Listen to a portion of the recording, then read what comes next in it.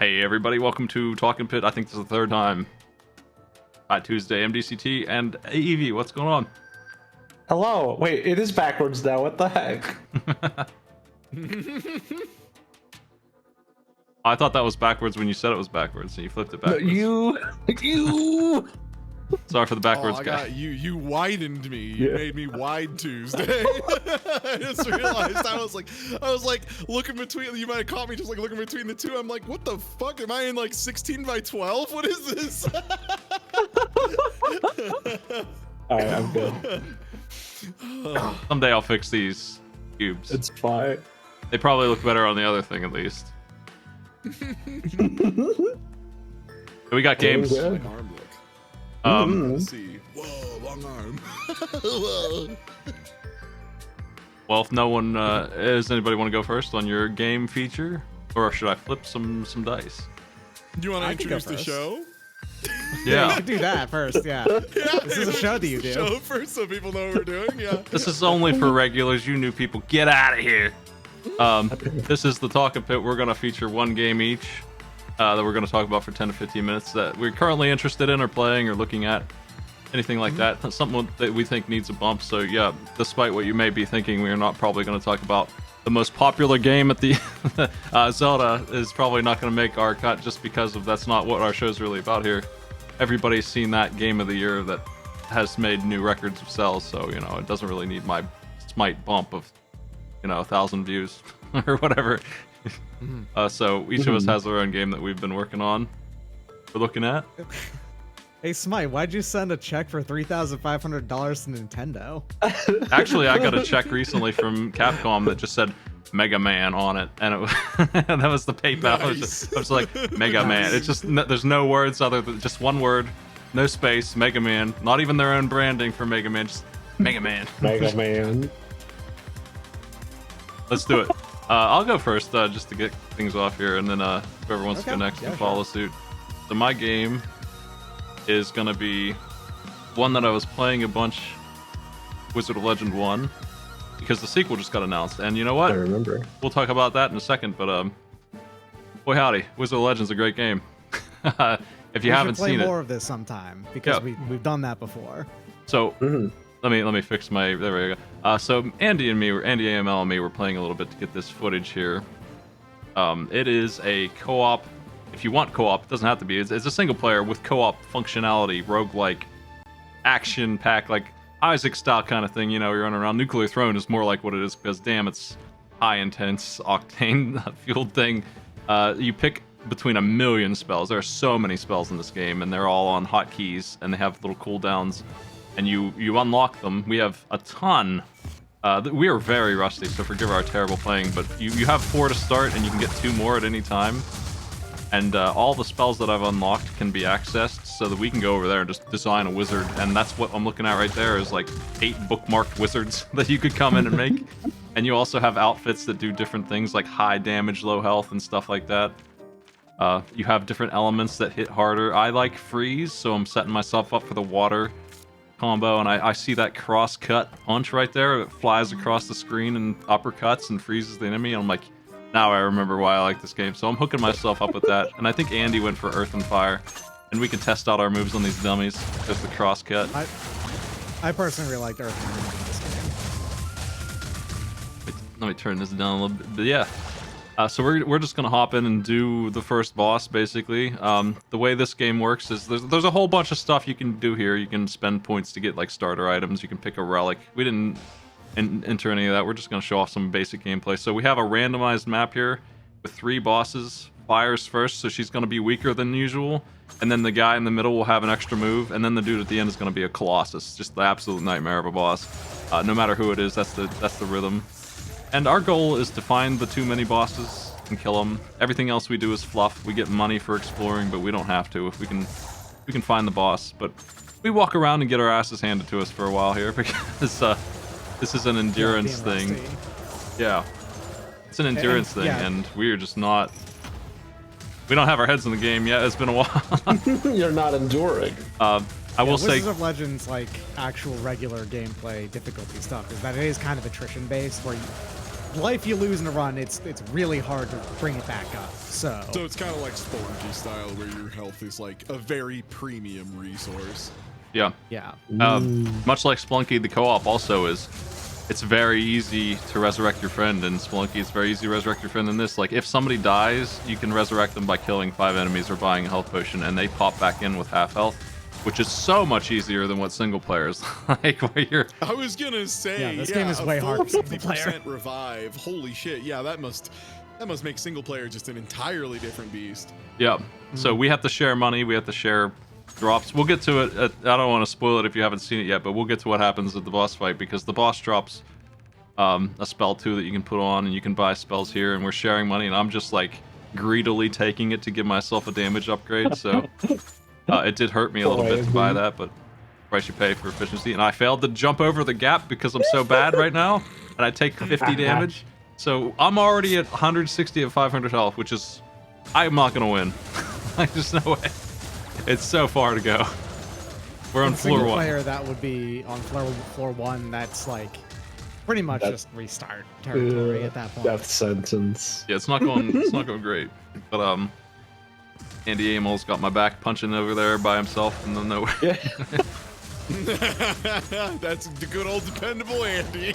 gotta guard the whole way. So, are there any restrictions on like what kind of spells you can use? Can you just pick any 4 you want? And if so, like, is there any incentivization to like ever go back and use some like weaker ones? Like, do they have an implicit MP cost that's really like, They have if you different run out cooldowns. entirely, you're just screwed? They have different cooldowns, and there are 3 types of spells, really. There's like the fast punch, which is on the X button. There's a dash, which, the one I'm using, and Andy too, it creates an orb of water that just shoves you into the wall and hits you a bunch. So that's actually a dash dodge move. It's not meant to be an attack, but we're very aggressive apparently, so we decided we don't need to dodge. We're just gonna... and then you have your pretty strong beefy attack, which for me is this cross-cut ice punch. Which explodes in the end. Andy fell in the pit twice. And then you have your ultimate move, which it typically has an enormous cooldown, and it kind of defines your build. For me, it's giant water dragons. I'm not sure what Andy's is. It's some kind of ice thing. I think it's a like big shotgun spray. Yeah, it almost feels like a Hades type loadout too, with like just like those 4 kind of like role specific things that you can shuffle in and out. That's a good thing for the record. You can Hades also is get a very good game. You can also get 2 more, and they can be of any of the kinds. Yeah, you for just what don't it's start worth, except with for the- the. Oh, okay. I think. Yeah, it like I could can't buy a be spell here. A super, but that's it. Yeah, it has to be a regular spell, but you can have 2 more of any kind you want, and they can be on the L and R buttons. And you would get them from the store. So you start with 4 of any that you want, any that you've unlocked. And there's fire, water, earth, gravity, and stuff is like boss unlocks for later. Like, there are so many spells, it's ridiculous how many.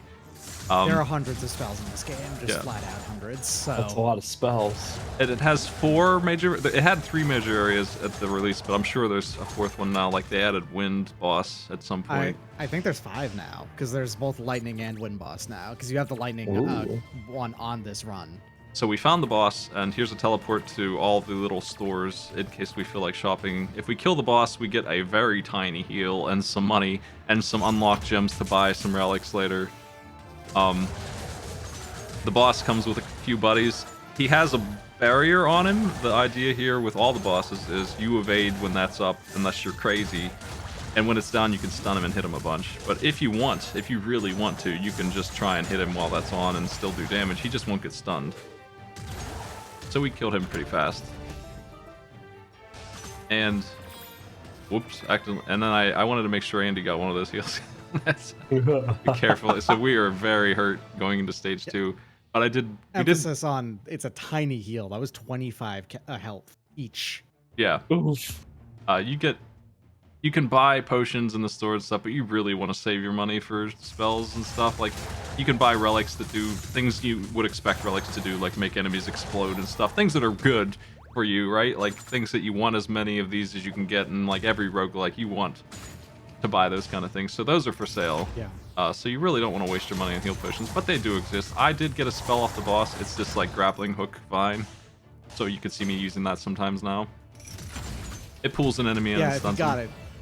if you got it, you may as well use it There it because is, everything's yeah. on a cooldown. Yeah, Andy died, so I'm trying to stay alive, and every time I kill a couple of enemies, it'll drop a little green orb his ghost can pick up. But 2 health. Yeah, I just came over here, saw the healing potion, and I'm like, you know what? I'm at literally 3 health. Welcome back, Andy.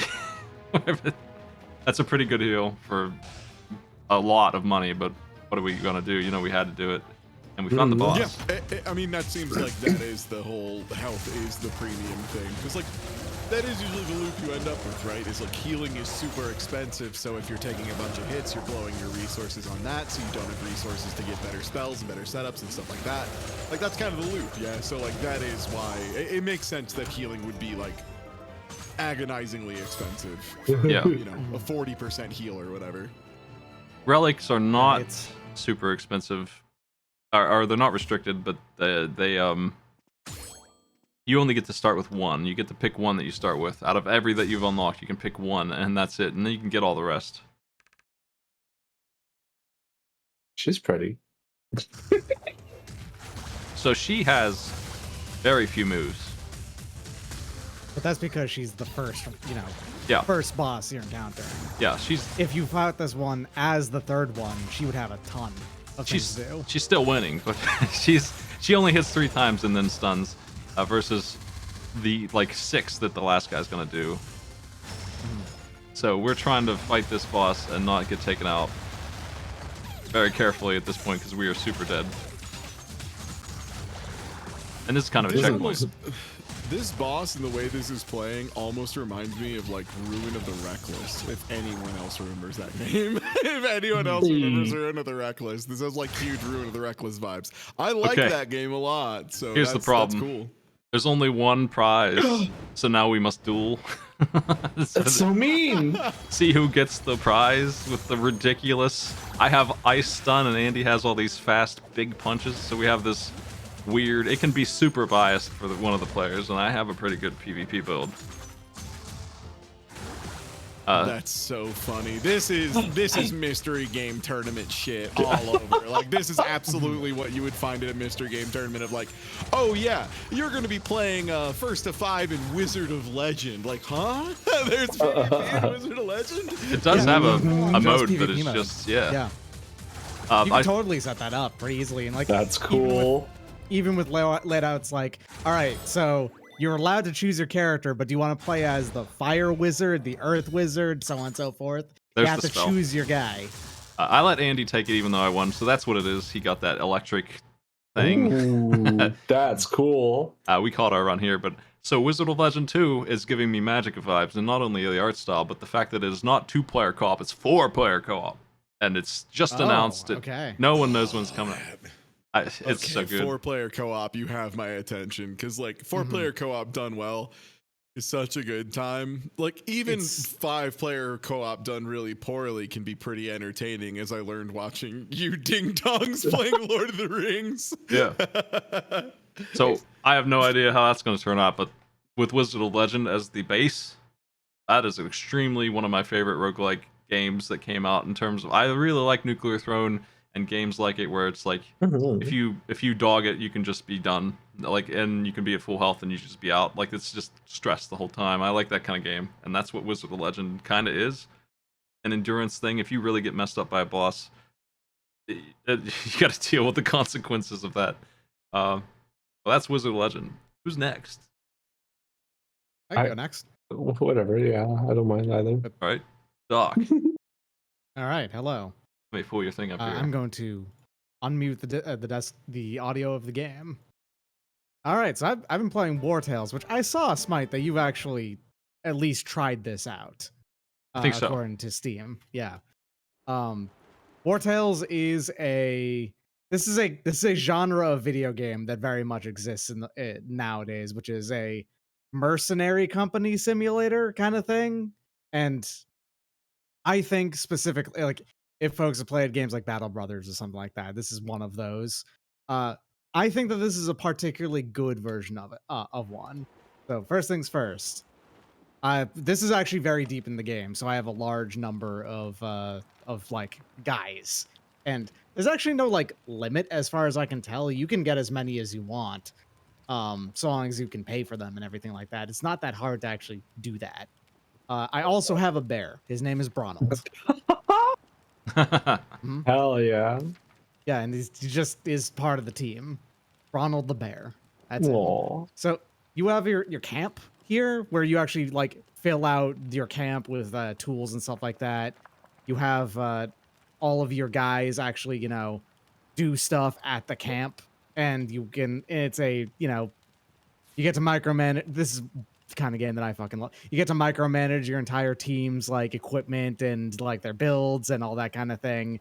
And this is very much a swords liker game. I think that's clear and obvious. It kind of comes off as like Football Manager, but for Vinland Saga. I mean, kind of, sort of thing. Look forward like 500 plus years later, but still that kind of thing. Yeah. Yeah. Boy characters collector. It's very, little bits and pieces. Characters have relationships with each other that you form up. Aw. Jumbo here is my captain, for instance. Jumbo. You get to rename all of them. Jumbo, Jumbo. Fritos, Julep, Fieri, Humdinger, Slashert, Hackert, Skennedy, Brample, Robert, Dusterhot, Ugu, which actually I didn't rename this. This guy just came as Ugu. Dude, that's perfect already. We'll go. Germa, Jeff, Trebek, Dark Steed, and Killer. I didn't rename Dark Steed. That's just what he came as. And Bronald, of course. Dark Steed. Why does Jumbo hate Jeff the horse? I don't remember. The one thing. Yeah. Horse kicked Jumbo him. specifically, everyone likes her because she makes friends really quickly and like has a ton of different traits and is the team captain and leader and buffs them when they're nearby each other. Things like that. It actually has a similar system to like Fire Emblem where if they fight next to each other, they like each other more. That kind of thing. I don't know why the horse hates her and she hates the horse. I couldn't tell you. Anyway.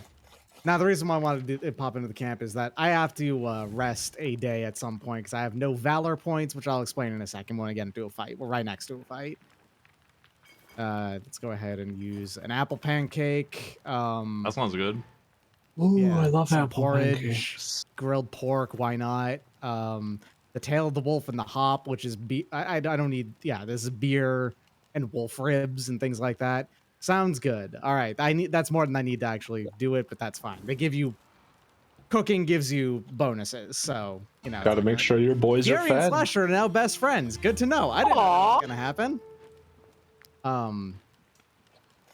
So let me go ahead and close this out, and let's get into a fight because I have a couple of like quests to do around this area, and these quests are just take out like a group.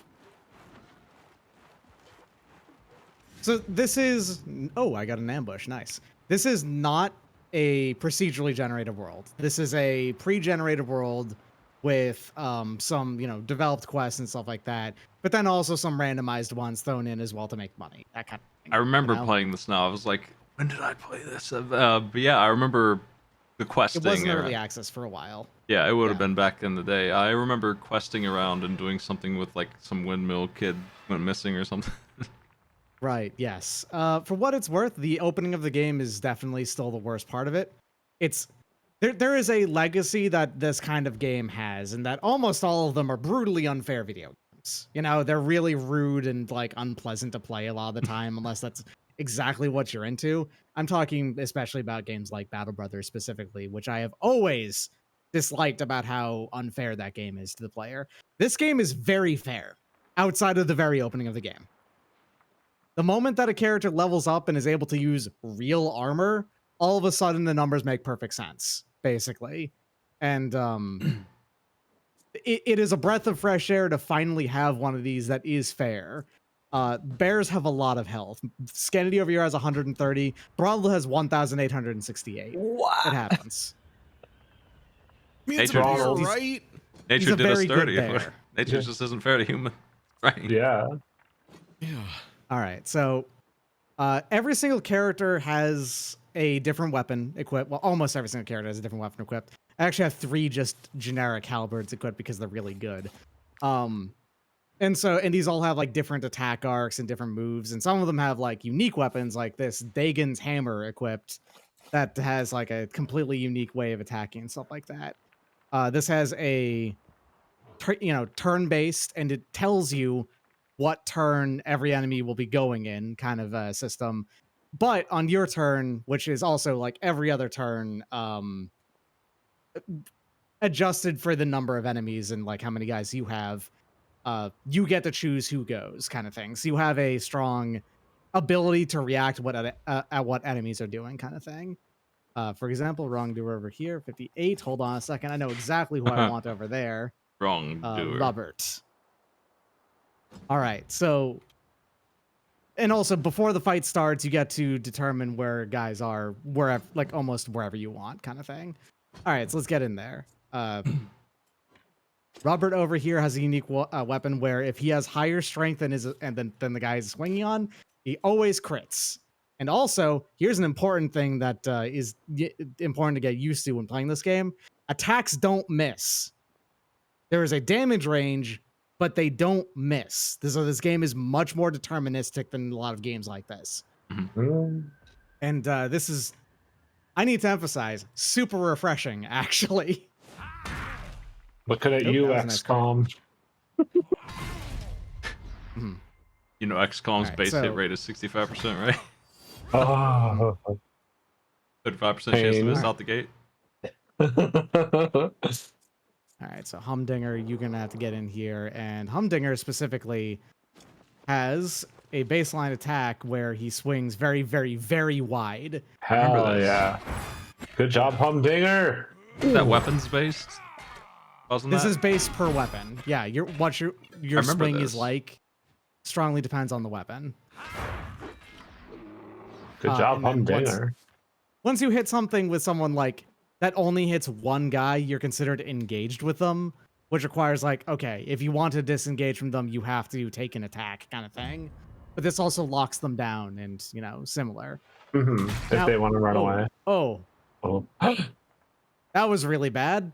Desterhoth, why don't you go away for now? So what happens when someone does get shot in the head and die on your team? Is it just GG's for them?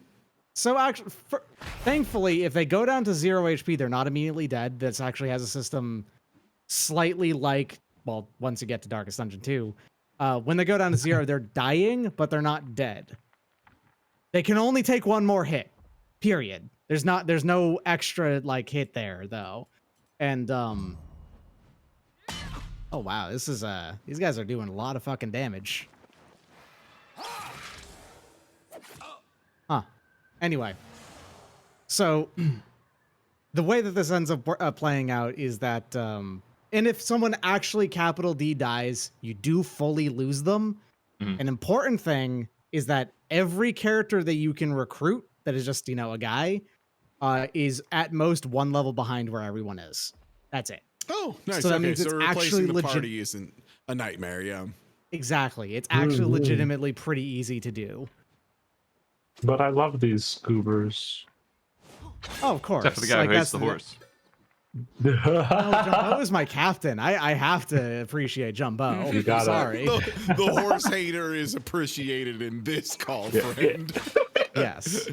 Sorry, the horse goes first. If I wasn't doing like this, I would actually be thinking much more about the character positions and stuff like that. Oh yeah, just walk through a. You know what? Even in this video game, walking through a bear trap gets me every time. Oof. Resneal 4 looking ass. Tired I of would- stepping in those. I So would when you're simply. deciding where to place people, is it largely dependent on like weapon or overall team strategy, or is it a lot of like Their point movement stuff? speed. Their movement speed is actually a stat, and you can raise that if you want to. When a character levels up, they have. Well, they've actually only got these 6 stats. That's strength, dexterity, constitution, willpower, critical hit rate, and movement speed. When you level up, you can just put points into those, and they become higher. Why is he called the miser? So Jumbo, she. Weirdly enough, that's actually because she pays everyone on time, which you wouldn't expect that to be the miser, but Whatever. Life just ain't Yeah, fair. I couldn't tell you. Maybe it's an ironic nickname, you know? Here's a tip. Wow, thanks, Wiser. So, a decent amount of the, right, I really set up my top right over here really poorly, and what I should have done is actually set no one up there, and set everyone else up, like, more centralized, because, you know, as you expect, positioning matters a lot in a game that has no random chance on whether or not they hit you, you know? Everything has just a 100% chance to hit unless you, like, have 2 status effects. That's it. And the only randomness is if you are, like, trying to fire an arrow through someone else or end the damage range. So your initial positioning matters a whole hell of a lot in this game.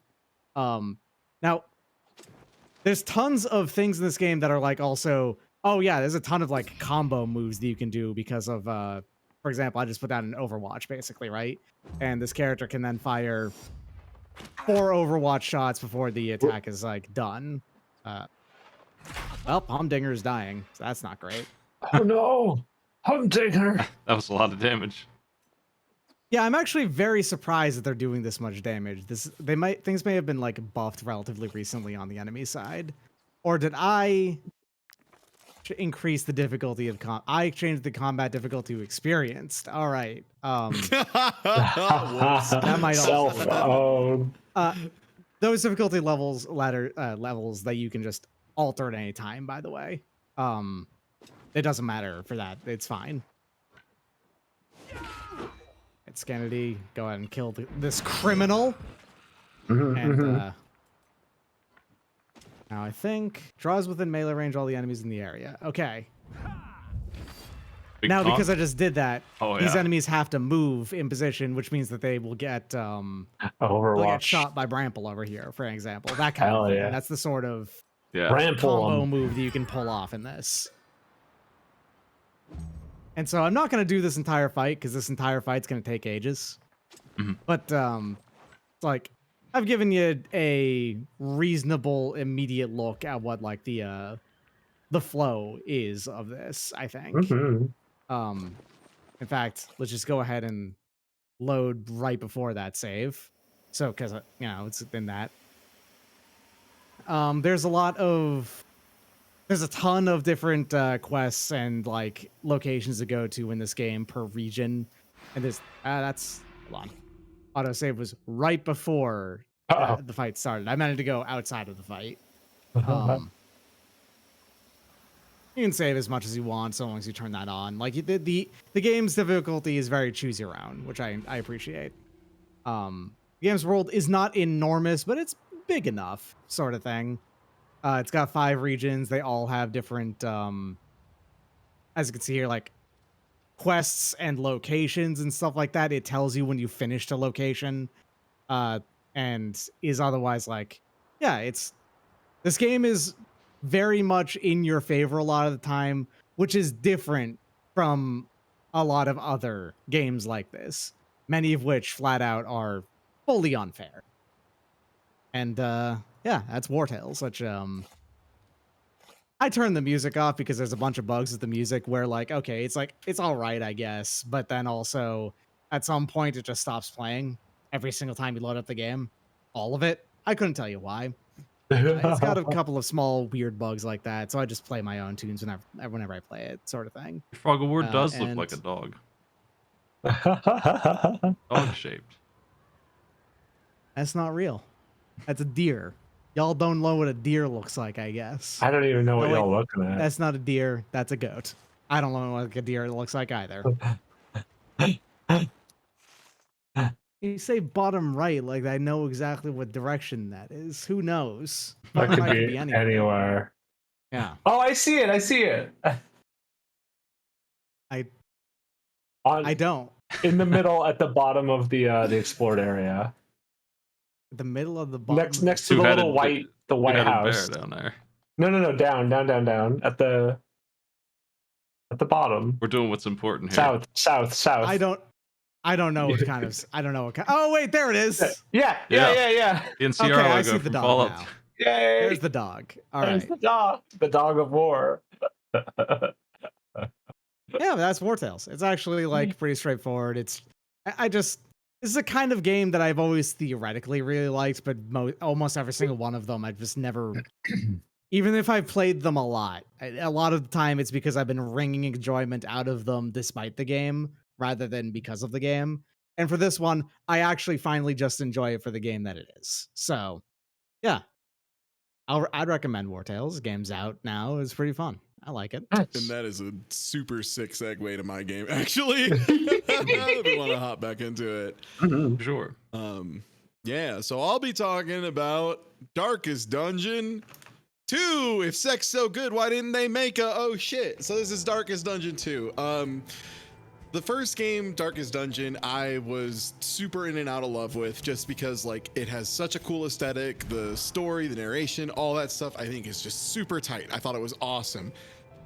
It was way too punishing. The thing was, it was a game that was super high difficulty and super high punishing at the same time, which just left a bad taste in my mouth. It was like, you would go super deep into a run and 20 hours deep, you'd lose one of your characters and it just felt so bad. It was too punishing in my opinion. And like, as the game continued development, they made it more and more punishing, and then they released DLC that like everyone fucking hated. Like everyone hated the DLC, and it was like even more punishing. So I was super worried. I was like, okay, Darkest Dungeons 2 is just gonna be trash. Like whatever, like they clearly don't know what they're doing. The game's gonna be bad. Fine. No, it's sick. They actually did really good. Whatever direction they were doing for the DLC, they just reversed course entirely, went entirely the other way, and it is so good now. So the first thing they did that I think is a huge change and super important is it is a run-based kind of roguelite-ish game now. Runs are like 2 to 3 hours. They're pretty long. Like even if you're making your decisions fairly quickly, it's a bit of time. And the game is very hard, don't get me wrong, like particularly from like the second chapter on, because the way it works is you'll finish a run of the first chapter and then you'll get access to like chapter 2, and then you'll try and finish a run of that, so on and so forth up to chapter 5. Each additional chapter makes the encounters harder. Just in general, it adds like little buffs to enemies here and there, kind of the same way that like you know, like the, what do you call them in Monster Train, where you do like the higher and higher tiers, right? Where you make it more challenging. Yeah, the curses in or Slay the Spire, those are called. Ascensions. Ascensions in Slay the Spire. Thank you. Yeah. So it's like kind of like passively that, but then also the boss at the end is like super duper different. So it's neat in that way. And the other thing is, if you lose a character, they're dead for that run. If they die and they go down for good, they have a chance to randomly resist dying, they're out. But as opposed to before, where if you lost a character that you'd put a bunch of time into and developed, it felt like it was just the end of the world. It was like, this sucks so bad. Like, I spent so much time and now you're getting rid of 4+ hours of time investment in this one character who could die on just like a couple of bad decisions, you know? And the thing is now is along the path, because you do a very Slay the Spire-esque like branching path where you choose which way you want to go, you'll get upgrades for your characters, but they're permanent. So like one of the things you'll do, one of the cool ways they do storytelling for the characters is each character has shrines of reflection, and what that is like when you're on the path, you'll run into one, you choose one of your heroes, and you get to learn the next part of their story. Sometimes it's just the narrator telling you a little bit of story about like what the character's like, why they're in this journey, etc. Sometimes you have to do a cool little like puzzle segment where like it'll be like, you know, the highwayman pulling his one last job or whatever, so it's like rob the stagecoach without getting caught, something like that. And you'll get a new move, so it's super valuable because any tool is a blessing in this game. This game's, it's not punishing as much anymore, it's mean. It's still hard. This game will still punch you in the stomach and take your lunch money. The individual fights in later conventions especially are often actually just straight harder than ones you find in Darkest Dungeon 1 because it's not nearly as attrition focused. Like, it's not as punishing. They actually leaned in on letting the game be harder run per run because it's not gonna like actually hurt you. There's meta progression. There's meta progression now, yeah. Like, so in a very Rogue Legacy fashion, as you go throughout your run, you pick up what are in this case candles, or like blessed candles, whatever the lore is. You can spend those on either character unlocks, new item unlocks for the pools, stuff like when you're going between areas, your carriage has a wheel, like a number of wheels and a number of armor. If you run out of either, you end up in a fight where you have to waste one person's turn every turn fixing the goddamn wagon.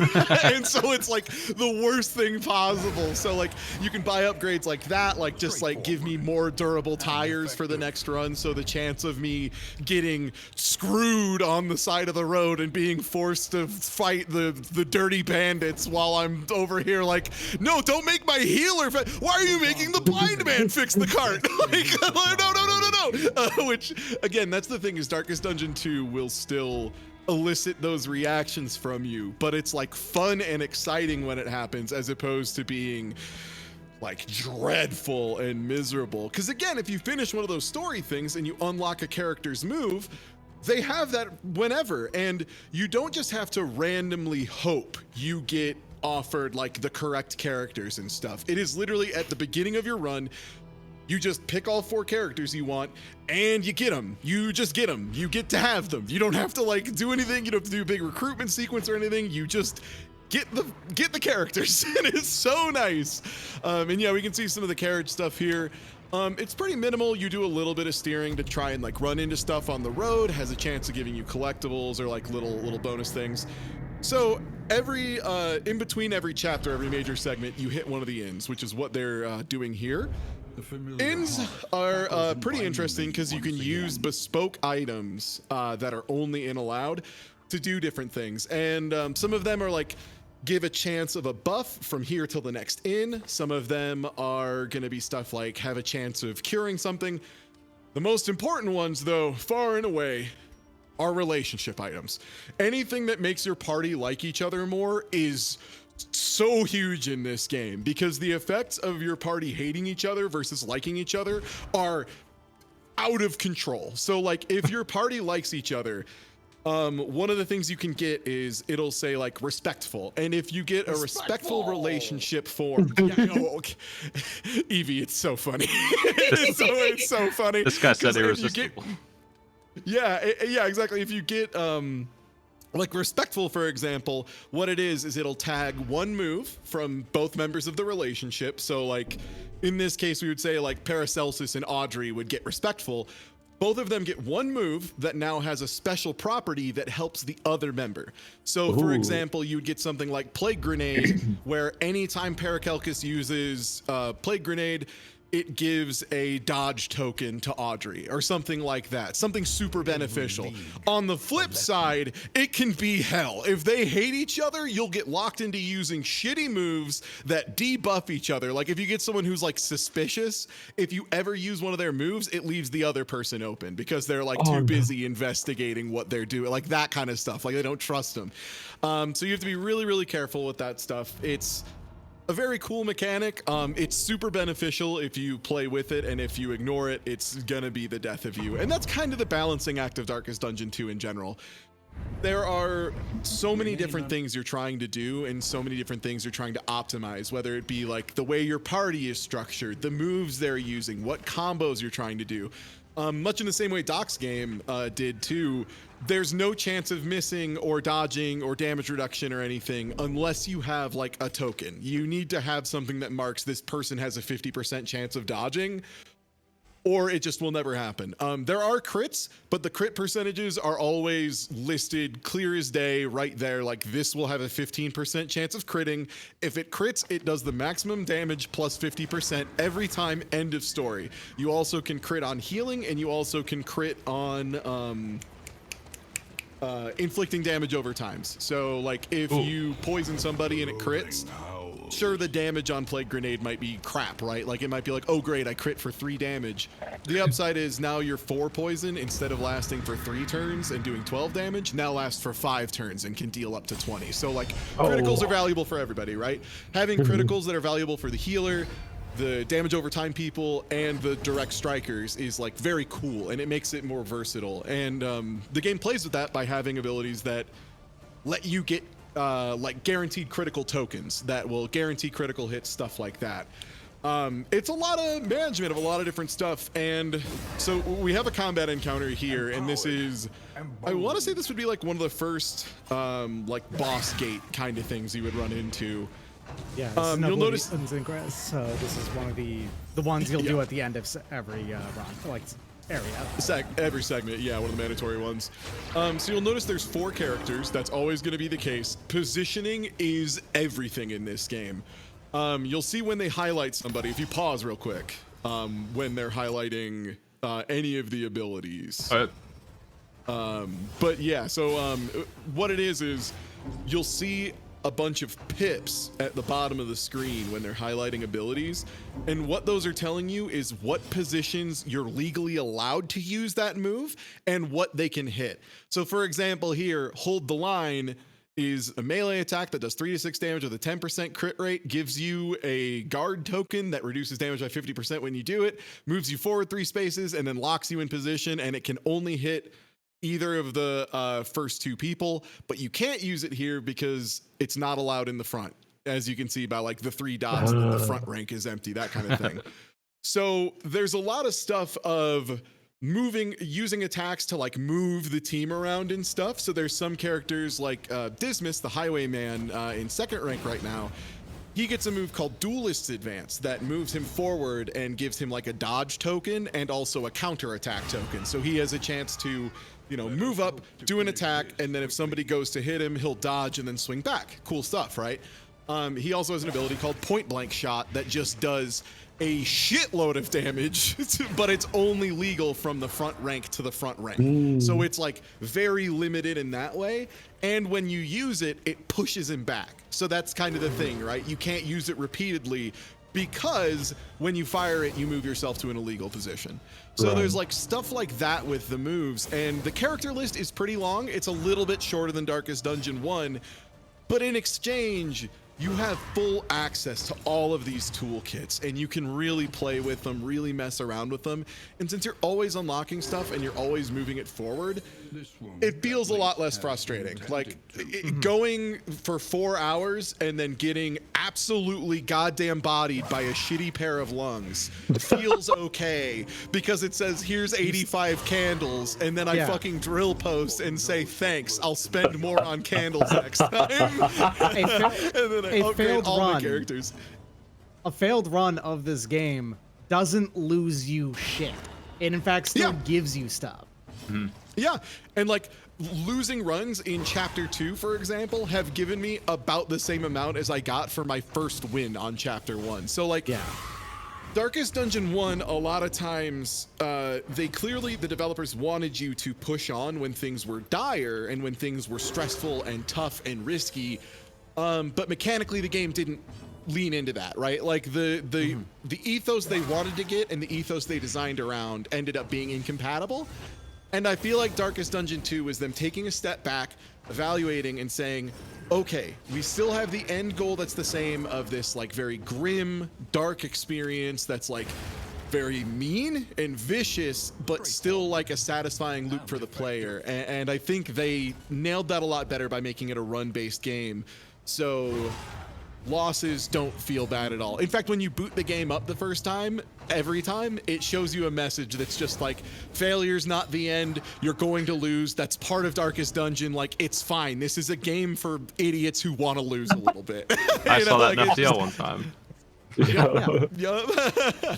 Fundamentally, the thing that I really think that sells Darkest Dungeon 2 the most is that it has basically most of the features of 1 that I wanted a game to have, but streamlined it completely. And it is a very streamlined, trimmed the fat game in a way that I really like. You can fuck up doing that. You can take those mechanics that like added a bunch of like, you know, fun stuff to a previous game and whatnot, or like was like, yeah, sure, it was fat, but it was fat that people enjoyed in the game, right? And you could keep that stuff in there sometimes, but in this case, I think removing it all was actually a very good thing, basically. Yeah. Yeah, I think it tightened it up a lot, and for people who still want to play Darkest Dungeon 1, great news. It still exists. Yeah. Another thing I can't believe we've not talked about is the way this game looks. This game looks kick-ass. This visually is kick-ass. fucking Yeah, fantastic. the art style is so fucking good. And the thing is, they were following up on Darkest Dungeon 1's art style, which also was like aesthetically very striking. It was very cool, really neat sprites, a lot of stuff.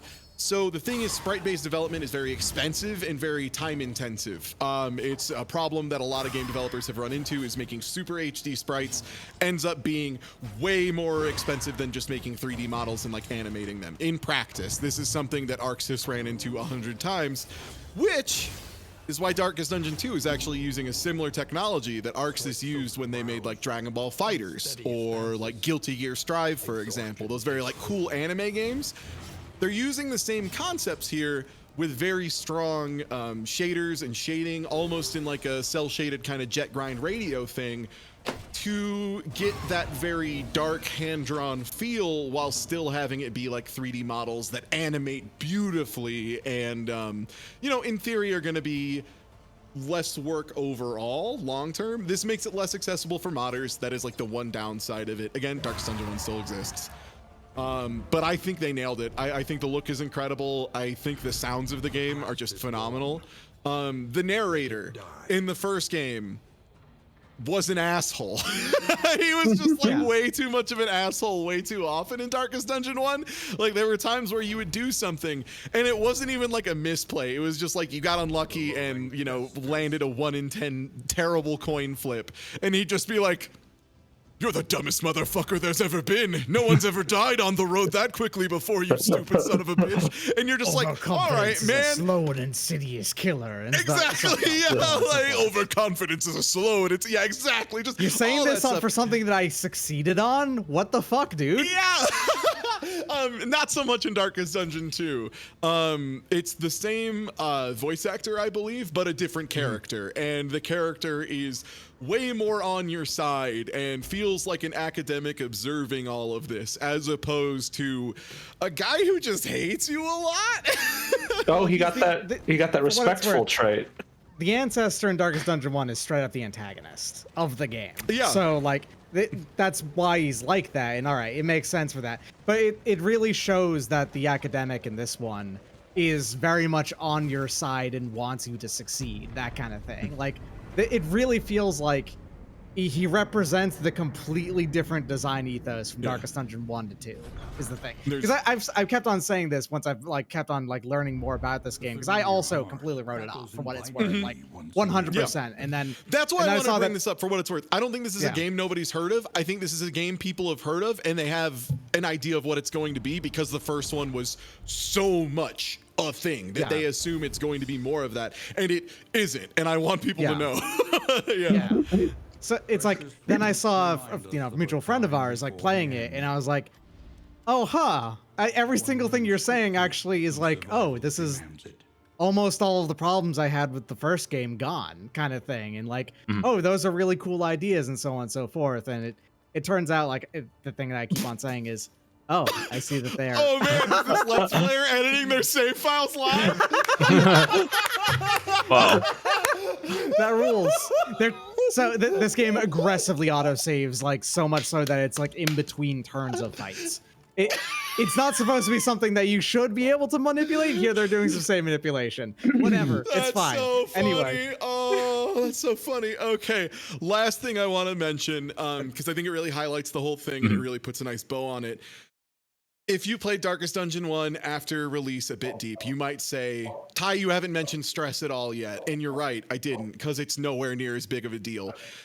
Stress was a thing that was just constantly ticking up in Darkest Dungeon 1. It was almost impossible to deal with. As soon as you had one meltdown, it would spiral out of control. Your team would just explode. And like, it was one of the least manageable, most frustrating things. Like, you had to have specific party members implicitly just to handle stress, and there was like no other way around it. It was just rough. And like in this game, stress is important and it will screw you over, but it's not like the instant fail condition it was in the first game, and it's not as omnipresent a threat as it was in the other ones. Like in the other games, meltdowns just ruined you. In this one, it's like the character will go to really low HP and they'll piss everyone else off. Like they'll say some really stupid shit and get -3 relationships with everybody, more or less. And like that's the cost, which is bad. It's really bad. Like that's enough to take you from someone having that respectful thing to having like suspicious or whatever. So it is devastating, but it's not instantly you failed to manage stress once, you're done, congratulations, your 20-hour party is in the toilet now, have a nice life. Like it's not that. And that's mostly what I have to say about Darkest Dungeon 2. It's a game that respects your time a lot more. I think it's a lot more fun because of it. The party building stuff was like neat, but I think having that cut off just makes it a way better, way sharper, way more enjoyable product. People are going to disagree, that's fine. You don't have to play Darkest Dungeon 2. It's here for the rest of us, yeah. Yeah. So the thing that I was trying to get at earlier is I keep on saying it really feels like Red Hook Studio turned into a completely different game studio between the final DLC of DD1 and making Darkest Dungeon 2. It's like their design ethos completely shifted on its head, and all of my complaints with them, it seems like they're not going like that direction at all anymore. And I like to hear that. Mhm. Well, All Evie, right. Yeah. you're up. Are you ready?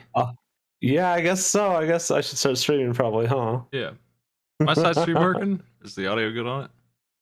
I was It's getting our playing microphone back. audio. Yeah. So you do that. Okay, let me try and fix that. Flagellant is so cool.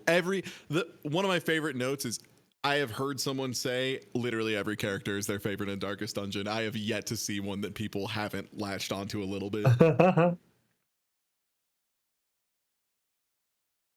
Is it are you not getting my feed here? It's on, it's just a black screen. Shouldn't be. I'll restart it. Anytime I see if I can fix this audio. Should see a very obvious pause. See an obvious pause. There it is. Okay. I guess we're ready then. Let's go. All right. So this is Mo Astray. It was a game that was recommended to me by, I want to say, someone in my audience, one of my viewers.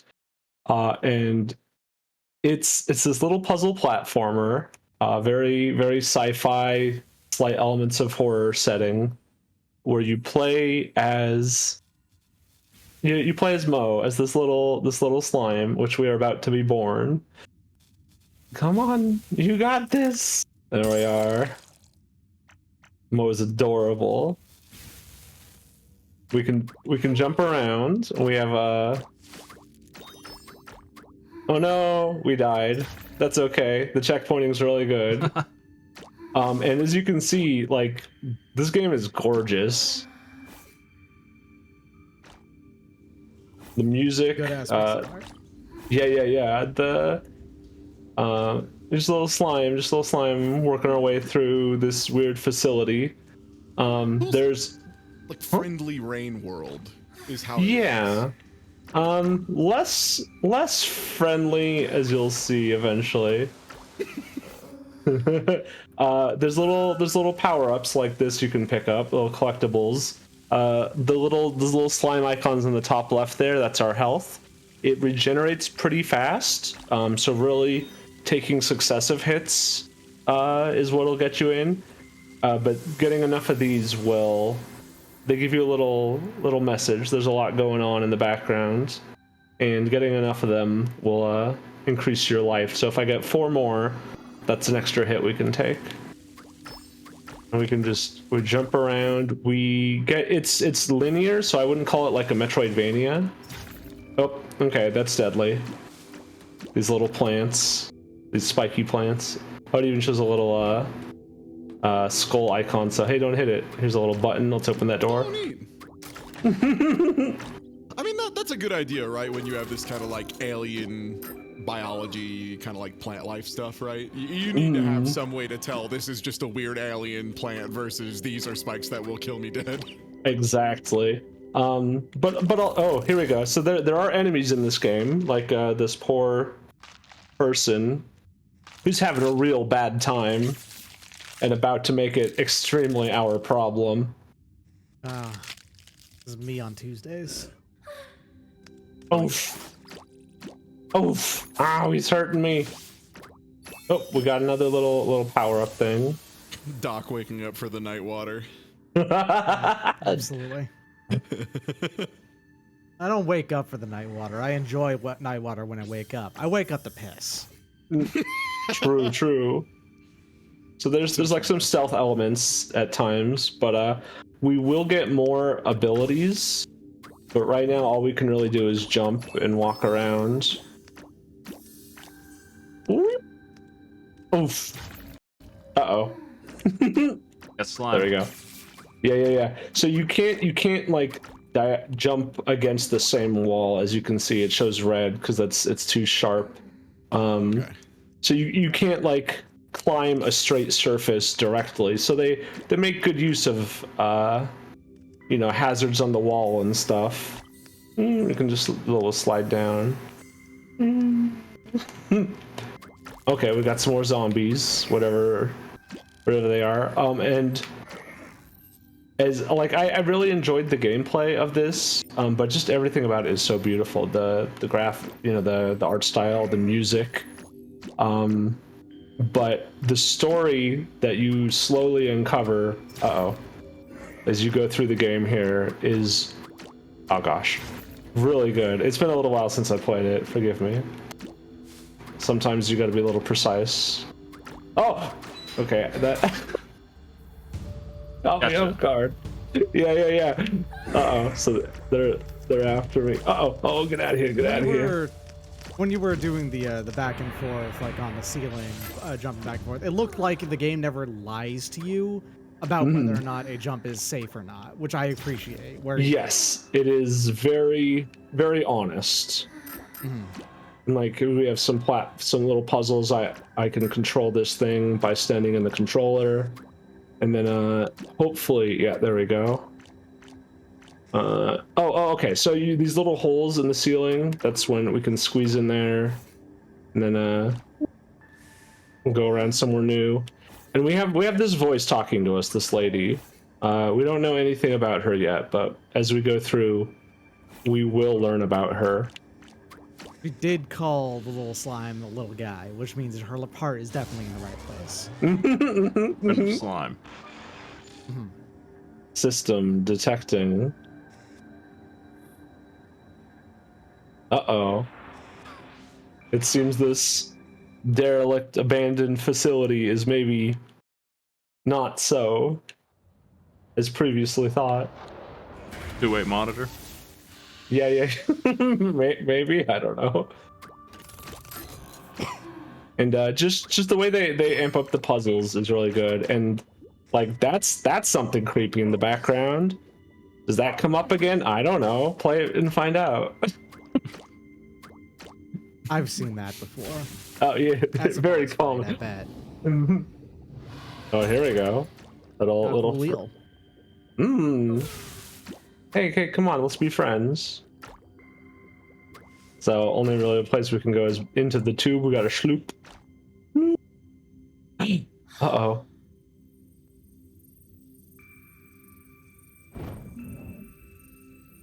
So here we get our first like power up, or our first like a new ability, I believe. We just gotta get slimed a little in the spin cycle, as you do. Yeah, Friday night. Powers whenever I go into a spin cycle in my washer too. Unfortunately, it also floods my bathroom, so I don't like to do that. You gotta do it sparingly. Not worth it. Ooh, so now we're very special. You ever put the wrong soap in a dishwasher? Yes. Don't you do this to me. So this is actually where we start the game, in a area like this. It's kind of like inside our mind, I guess, or I don't know. But this is where it'll tell us. So now we get to get them the Gordon Freeman treatment here. Yeah, we get to head crab some of these aliens. Oops. If you're not I thought bad I at the saw him video game. back there. He looked like one of the zombies. Yeah, it did look like there was an orange suited guy. Yeah. It could be. Oh, I wasn't expecting it to attack. I was aiming. Counter. No. So we got to be quick sometimes. So okay. So now I'm actually controlling him. And so I can get him close so I can make this jump and get up here. And that's what the oh shit. Anyway, let me show a boss real quick because there are the bosses in this are not what you might expect, but they're really cool.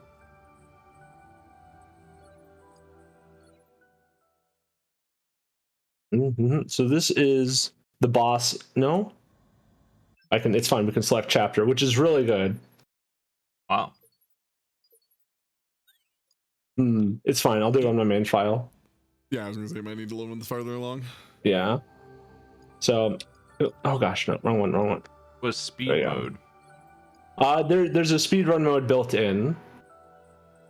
So, and then also there's all these this stuff that you go along. You keep logs. You can find out about the different monsters. There's even these little like manga comics for backstory and stuff, which I won't spoil any of that. But it gives some really neat information. Oh, this is not where I want to start. It's fine. Maybe. So do you get lore from latching onto people's heads? Do you steal their? You can get memories and stuff too. I don't think it's like every enemy, but some of them, if I remember, will have special information. They might even do like where you might have to like get a guy that has a password or something. Or I know there's somewhere like that thing I was doing to control the platform. You'll need to like control a guy and move them onto it, kind of thing. Anyway, welcome. This is the first boss, which is some failed testing. You can see it has like a similar color scheme and the symbol on its head as we do, so it's implied that it's, you know, kind of like we are, but yeah. Ugh. So, and right now for this, you can see its health bar at the bottom here. What we're needing to do is get it to stab these things, and I can dodge like that before it gets to me. And so do you have a certain number of hits?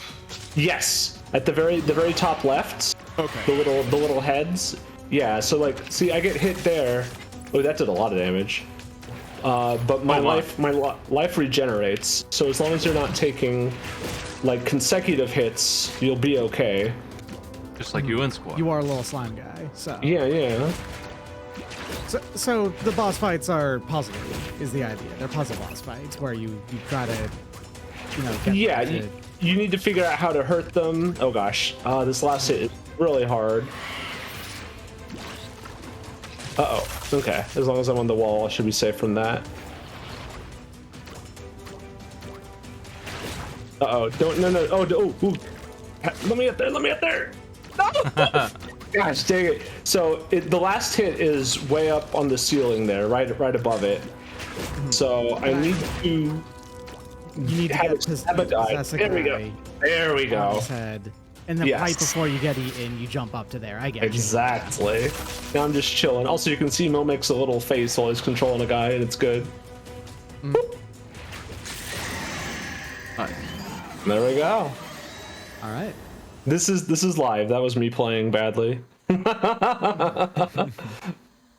But I do have a video that I'd like to show, and we can probably go to that now, I think. Yeah, I'll get that up. Okay. And it's just the trailer, because it gives glimpses of stuff that I don't want to show off too much of, but to like show some of the other stuff that is there. It's very good, and the song is pretty.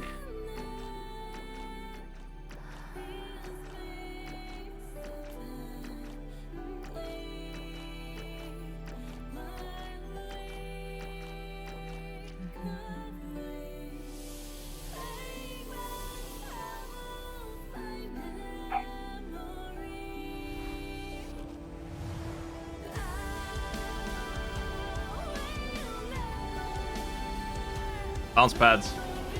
Yes. Bounce pads. Did see bounce pads. There is so much more in this game than what I was able to show off there.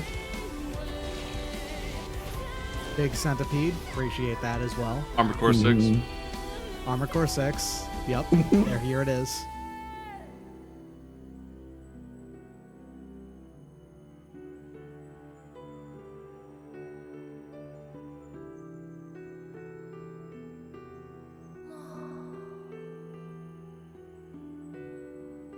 And there you go. That's Mo Astray. Give it a shot. Highly recommend it. Yeah. Looks pretty neat. Well, hey, that'll do it for our show today. Thanks for joining me, MDCT, TieTuesday, and Evie, guesting in, filling a spot for us. Thanks for having me. I would probably do one of these. I've been doing them on a monthly basis. That seems about right. But so maybe at the end of June you can see us again. I've got to move. Get my house in 2 days. I gotta get ready for that. So I'll be gone next week probably for a lot of it. I'll probably pop in now and then, but I might not have internet for a couple days. I'm not sure. In 2 days, is this going to be like the first arcade pit you're going to miss? Or No, I'll unpack my stuff after that's over. Oh, okay, fair enough. Look, Smight will not miss it to the point that he has a friend fly in from Finland and another friend fly in from like Indiana and stay there, and we will still just do a pit. We'll call it a pit and we'll film ourselves playing with Beyblades or whatever, you know. my man will make it happen. Smight will not let the people down. I actually rescheduled the closing to the day after Sunday. They asked me Sunday night, and I'm like, no, I can't. That's Monday. Ridiculous, Smight. That's your dedication's very, very impressive. That's ridiculous. The thing you just said right there. Wait, can't do it. I've got things to do. Well, thanks for coming in. Stop Arcade Pit. All right. Thanks for having me. Catch you later, bud. Take it easy. Thanks, everyone. Yep. See ya.